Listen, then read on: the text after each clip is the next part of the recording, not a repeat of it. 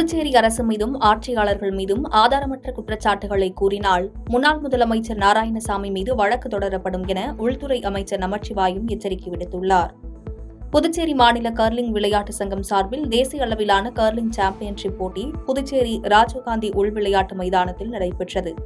இதன் தொடக்க விழாவில் உள்துறை அமைச்சர் நமச்சிவாயம் கலந்து கொண்டு போட்டிகளை துவக்கி வைத்தார். அதனைத் தொடர்ந்து செய்தியாளர்களை சந்தித்த உள்துறை அமைச்சர் நமச்சிவாயம், நாராயணசாமி மத்திய அமைச்சராக இருந்தபோது எப்போதெல்லாம் டெல்லியிலிருந்து புதுச்சேரிக்கு வருகிறாரோ அப்போது புதுச்சேரியில் விடுதலை புலிகள் நடமாட்டம் உள்ளது என்று பொய்யான தகவல்களை தெரிவிப்பார் என்றும், மேலும் புதுச்சேரி அரசு மீதும் ஆட்சியாளர்கள் மீதும் ஆதாரமற்ற குற்றச்சாட்டுகளை கூறினால் முன்னாள் முதலமைச்சர் நாராயணசாமி மீது வழக்கு தொடரப்படும் எனவும் எச்சரிக்கை விடுத்தார். ஒருத்தர் மேல ஊழல் குற்றச்சாட்டு சொல்லும் பொழுது அந்த ஊழல் குற்றச்சாட்டுக்குரிய ஆதாரத்தை அவர் இருக்குதுன்னு சொல்லிட்டு இருக்காரு தவிர அந்த ஆதாரத்தை அவர் கொடுக்கட்டும். முதல்ல ஆதாரத்தை அவர் கொடுக்கட்டும். எதுல ஊழல் நடந்திருக்கு, என்ன ஊழல் 19 ரூபா சொல்லக்கூடாது. ஏன்னா அவரை பத்தி ஒரு ஒரு ஒரு உதாரணம் மட்டும் நான் சொன்னா நீங்க எல்லாம் புரிஞ்சுக்குவீங்கன்னு நினைக்கிறேன். அதாவது மாண்புமிகு முன்னாள் முதலமைச்சர் மரியாதைக்குரிய வைத்திலிங்கம் அவர்கள் அவருடைய காங்கிரஸ் கட்சியுடைய முதலமைச்சராக இருந்த பொழுது இவரும் காங்கிரஸ் கட்சியில அதனுடைய பொறுப்புல இருந்த நேரத்தில் எப்பெல்லாம் டெல்லியிலிருந்து புதுவை மாநிலத்துக்கு வராரோ அப்பெல்லாம் விடுதலை புலி நடமாட்டம் இருக்குதுன்னு ஒரு குண்டு தூக்கி போட்டு அவர் டெல்லிக்கு போயிடுவார். இதுதான் அவருடைய வழக்கம். அதாவது எப்போதும் அவர் ஏதாவது ஒரு ஆதாரமற்ற குற்றச்சாட்டுகளை இந்த அரசிற்கு களங்கம் கற்பிக்க வேண்டும், அமைச்சர்களுக்கு களங்கம் கற்பிக்க வேண்டும் என்ற நோக்கத்தின் அடிப்படையில் தான் இது போற குற்றச்சாட்டுகளை அவர் தொடர்ந்து சொல்றாரு. ஒரு பொய்யை திரும்ப திரும்ப சொன்னா அது உண்மையாயிடும் அப்படின்ற அந்த தத்துவத்தின் அடிப்படையில் இன்றைக்கு அவர் திரும்ப அது மாதிரி பொய்யான ஒரு தகவல்களை மக்கள் மத்தியில் சொல்லிட்டு வராரு. திருச்சி அருகே பட்டாவில் பெயர் திருத்தம் செய்ய 20,000 ரூபாய் லஞ்சம் வாங்கிய வட்டாட்சியர் கைது செய்து லஞ்ச ஒழிப்புத்துறை காவல்துறையினர் நடவடிக்கை மேற்கொண்டுள்ளனர். திருச்சி மாவட்டம் அன்பில் கிராமம் மங்கம்மாள்புரத்தை சேர்ந்தவர் மோகன். இவரின் தந்தை கணேசன் ஸ்ரீரங்கத்தை சேர்ந்த கிருஷ்ணசாமி என்பவரிடம் இருந்து 94 சென்ட் நிலத்தை கிரயம் பெற்றுள்ளார். கிரயம் செய்யப்பட்ட பட்டாவில் கிருஷ்ணசாமி என்பதற்கு பதிலாக கிருஷ்ணமூர்த்தி என்று தவறுதலாக பெயர் குறிப்பிடப்பட்டுள்ளது. அதனை சரி செய்து கொடுக்குமாறு மோகன் லால்குடி வருவாய் கோட்டாட்சியருக்கு விண்ணப்பித்துள்ளார். இந்நிலையில் விண்ணப்பித்து 6 மாதங்கள் ஆகியும் வேலை முடியாத காரணத்தால் லால்குடி வட்டாட்சியர் அலுவலகத்திற்கு சென்று அங்கிருந்த துணை வட்டாட்சியர் ரவிக்குமாரை சந்தித்து தனது மனுவின் நிலை குறித்து கேட்டுள்ளார். அதற்கு துணை வட்டாட்சியர் ரவிக்குமார் 50,000 லஞ்சம் கொடுத்தால் உங்கள் மனுவை பரிந்துரை செய்து அனுப்புவதாக கூறியுள்ளார். ஆனால் லஞ்சம் கொடுக்க விரும்பாத மோகன் திருச்சி லஞ்ச ஒழிப்புத்துறை டிஎஸ்பி மணிகண்டனிடம் புகார் அளித்துள்ளார். புகாரின் பேரில் லஞ்ச ஒழிப்புத்துறையினர் ரவிக்குமாரை பணத்தை பெறும்போது கையும் களவுமாக கைது செய்தனர். தொடர்ந்து அவரிடம் லஞ்ச ஒழிப்பு காவல்துறையினர் தீவிர விசாரணை மேற்கொண்டு வருகின்றனர். வட்டாட்சியர் லஞ்சம் வாங்கி கைது செய்யப்பட்டது அலுவலகத்தில் பரபரப்பை ஏற்படுத்தியுள்ளது. கள்ளக்குறிச்சியில் நடைபெற்ற விசிகாவின் மது ஒழிப்பு மாநாடு மது ஒழிப்பு மாநாடா அல்லது மது ஆலை உரிமையாளர்கள் மாநாடா என திண்டுக்கல்லில் பாஜக மாநில ஒருங்கிணைப்பாளர் ஹெச் ராஜா விமர்சித்து பேசியுள்ளார். திண்டுக்கல்லில் பாஜக மாநில ஒருங்கிணைப்பாளர் ஹெச் ராஜா செய்தியாளர்களுக்கு பேட்டியளித்தார். அப்போது பேசிய அவர், கள்ளக்குறிச்சி மாவட்டம் உளுந்தூர்பேட்டையில் நடைபெற்ற மது ஒழிப்பு மாநாடு என்ற நாடகம் அரசியல் மோசடியின் மொத்த அரசியலும் அங்குதான் நிகழ்ந்ததாக விமர்சித்து பேசினார். மேலும் திமுக அரசியல்வாதிகள் தான் அதிக மது ஆலைகளை வைத்துள்ளார்கள் எனவும் இது மது ஒழிப்பு மாநாடா மது ஆலை உரிமையாளர்கள் மாநாடா என விமர்சித்து பேசினார்.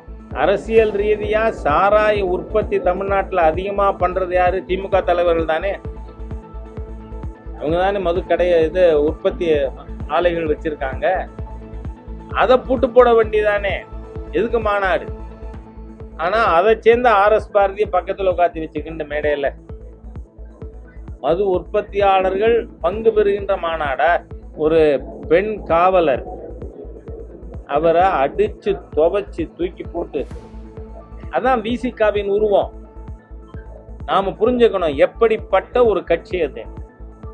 ஏன்னா சரக்கு மிடுக்கு பேச்சுக்கு சொந்தக்காரர் நடத்துற மாநாட்டுல பெண்களுக்கு அப்படிதான் இருக்கும். வேற எப்படி இருக்கும்? நாகரிகமான நடவடிக்கை இருக்குமா? இருக்காது.